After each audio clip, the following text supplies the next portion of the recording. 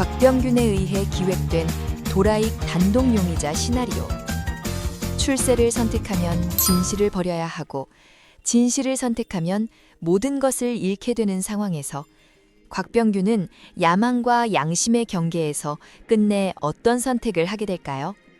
11화와 최종화 12화는 새로운 비밀을 던지는 이야기가 아닙니다. 이미 드러난 사실들, 이미 선택된 행동들이 어떤 결말로 이어졌는지를 끝까지 확인하는 이야기입니다. 강우성의 죽음 이후 모든 시선은 도라익에게 향합니다. 그날 밤 그의 집에서 벌어진 살인사건, 현장에서 발견된 증거들, 그리고 의식을 잃은 채 잠들어 있던 도라익. 사건은 빠르게 유명 연예인 살인사건으로 규정되고 수사는 단 하나의 방향으로 몰아갑니다. 그 중심에는 검사 곽병균이 있습니다. 그리고 그 뒤에는 연예인 하나로 아들의 출세길을 열어주려는 검사장 곽종철의 그림자가 있습니다. 곽종철, 맹세나의 아버지에게도 살인자 오명을 씌워 출세가도를 달린 인물. 이번에도 아들의 출세와 명예를 위해 기획된 수사를 진행하라고 합니다. 도라익 단독범행이라는 완성된 시나리오로 말이죠. 하지만 진실을 위한 사건의 흔들림은 다른 곳에서도 시작됩니다. 도라익은 말합니다. 그 진실이 아무리 아파도 이제 더는 도망가지 않을 거야. 그리고 팀의 막내 이영빈의 증언은 사건의 흐름을 바꿉니다. 우성이 형이요, 습관처럼 뭐든 녹음하는 버릇이 있었잖아요. 강우성의 휴대전화. 그러나 그 휴대전화는 끝내 발견되지 않습니다. 순간 도라익은 강우성이 사용하던 인터넷 클라우드가 생각납니다. 강우성의 노트북으로 접속해봅니다. 음악 클라우드. 아이디는 자동 접속되었지만 그러나 몇 번을 시도해도 비밀번호는 맞출 수가 없었습니다. 맹세나는 다른 가능성을 떠올립니다. 강우성 씨, 자기 곡에 메시지 숨기는 거 좋아했어요. 맹세나는 역시 골드보이즈 11년차 덕후였습니다. 두 사람은 그 자리에서 강우성이 작곡한 앨범을 하나씩 재생합니다. 멜로디의 반복 속에서 도라익은 익숙한 숫자 배열을 발견합니다. 비밀번호, 그리고 마침내 열리는 인터넷 클라우드. 그 안에는 통화 기록, 메모, 그리고 삭제되지 않은 마지막 음성 파일들이 남아 있습니다. 도라익이 잠시 숨을 고르는 사이 맹세나는 책상 위에 놓인 사건 압류 목록 서류를 집어듭니다. 사건 당시 경찰이 압류한 증거물 목록. 그중 하나, 사진으로 남겨진 금속 피어싱. 맹세나가 먼저 알아봅니다. 이거 문신템이잖아. 예전에 도라익 씨가 착용하던 거. 도라익 씨의 팬이었던 그녀는 그 물건을 기억하고 있었습니다. 두 사람은 곧바로 도라익의 집으로 향합니다. 그리고 금고를 엽니다. 그 안에는 도라익의 금속 피어싱이 그대로 들어 있습니다. 도라익은 조용히 말합니다. 나 알 것 같아. 그날 우리 집에 왔던 사람이 누구인지. 그 피어싱은 도라익의 것이 아니었습니다. 도라익과 홍혜주가 연인이던 시절 함께 맞췄던 한 쌍의 피어싱. 각각 하나씩 나눠 끼던 물건. 결별 이후 도라익은 자신의 피어싱을 금고에 봉인해 두었습니다. 그렇다면 사건 현장에서 발견된 피어싱은 홍혜주의 것이었습니다. 시간은 사건 당일로 돌아갑니다. 그날 밤 강우성은 도라익과 술을 마십니다. 강우성은 팀의 이적 이야기를 꺼내려다 술과 약에 취해 피곤해하는 도라익에게 내일 이야기하자 하며 도라익을 침대에 재우고 거실로 나옵니다. 그리고 그때 전화가 울립니다. 전화를 건 사람은 금보상이었습니다. 그 통화는 안부가 아니었습니다. 돈, 계약, 이적하면 손해배상을 하겠다는 통보. 금보상은 어린 시절 노래를 잘하던 도라익을 어머니에게 돈을 주고 데려왔고 전국의 밤무대와 카바레를 전전시키며 지금의 기획사를 키운 인물입니다. 돈이 된다면 사람은 소모품이 되는 구조. 돈이 되는 도라익만 챙기고 다른 팀원들은 외면하는 태도. 무대 출연 횟수를 늘려 아픈 도라익을 계속 혹사시키는 현실. 도라익의 건강은 늘 뒷전이었습니다. 도라익의 건강은 이미 한계였고 도라익은 아파서 약물을 복용하고 있다는 사실조차 소속사에는 숨겨야 했습니다. 강우성은 그런 금보상의 방식이 싫어 지금의 소속사에서 벗어나고 싶었습니다.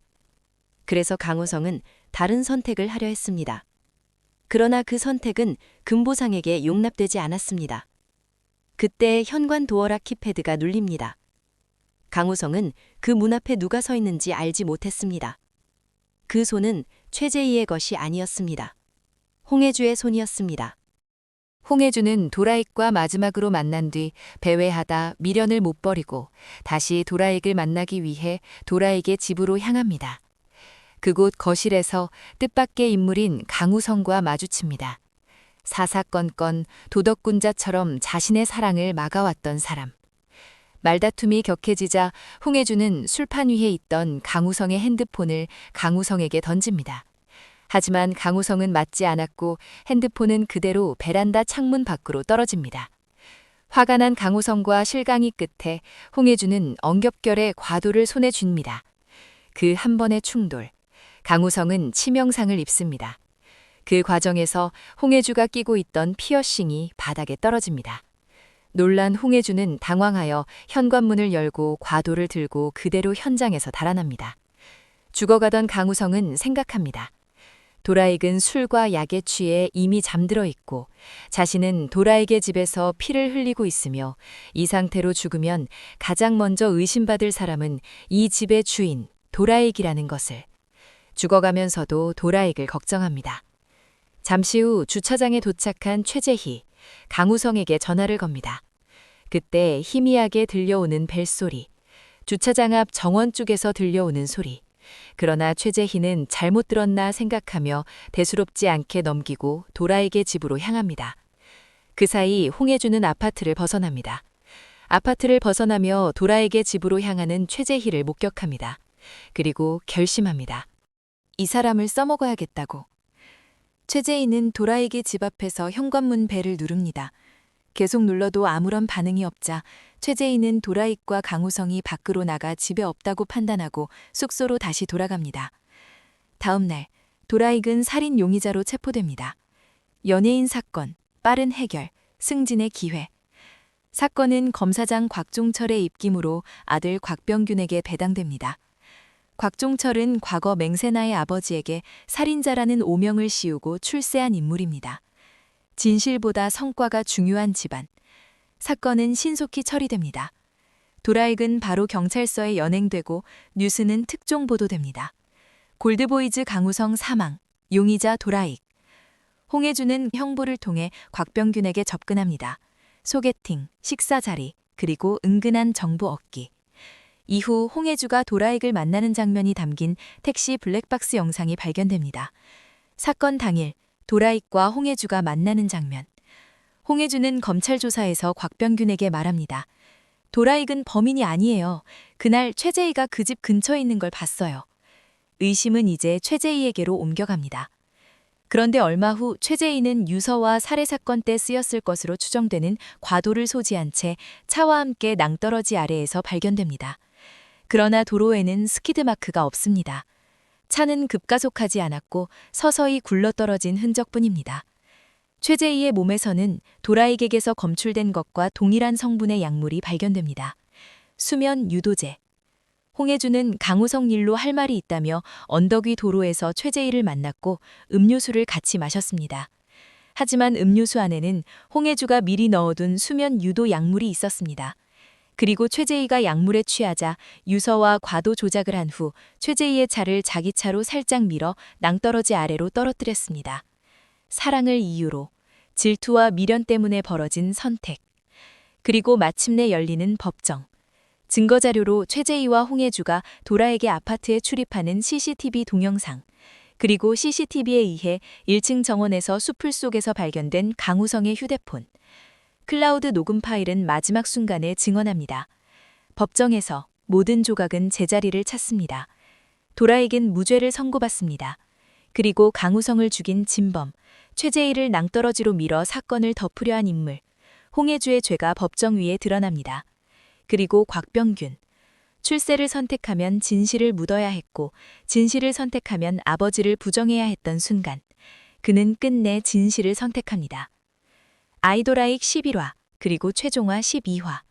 이미 드러난 사실들이 어떤 결말로 이어졌는지를 끝까지 확인하는 이야기.